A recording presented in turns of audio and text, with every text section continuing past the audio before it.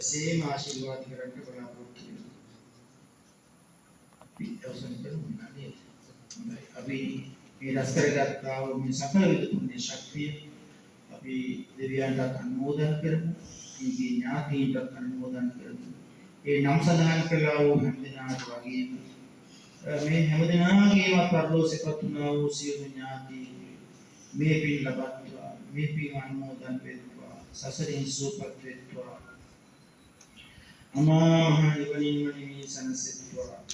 පින් කැමැත්තා වූ දෙවියෝ දෙවිය සීල පින් අනුමෝදන් ව මේ පින්තුන් හැම දිනාටම යහපතක්ම සිතක්ම ශාන්තියක් සිද්ධ කෙරෙත්වා.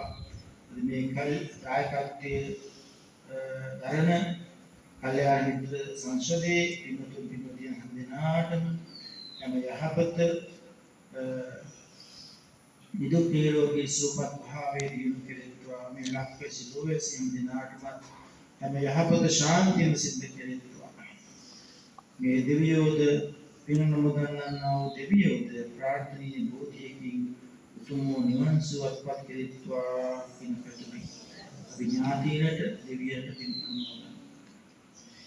ධම්මේ ඥාතීනං හෝතු සුඛිතා හුන්තු ඥාතයෝ.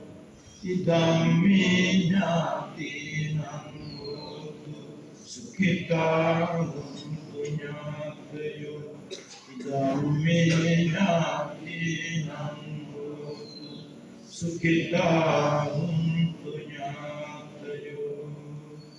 යතාවතාච නම්හි සම්පතං පුඤ්ඤ සම්පතං සබ්බේ දේවා අනුමෝදන්තු සබ්බ සම්පත්ති සිද්ධියා.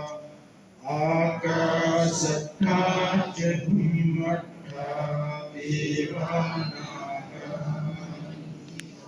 පුඤ්ඤං තං අනුමෝදිत्वा චිරං රක්ඛන්තු ශාසනං චිරං රක්ඛන්තු දේශනං චිරං රක්ඛන්තු ත්වං සදා.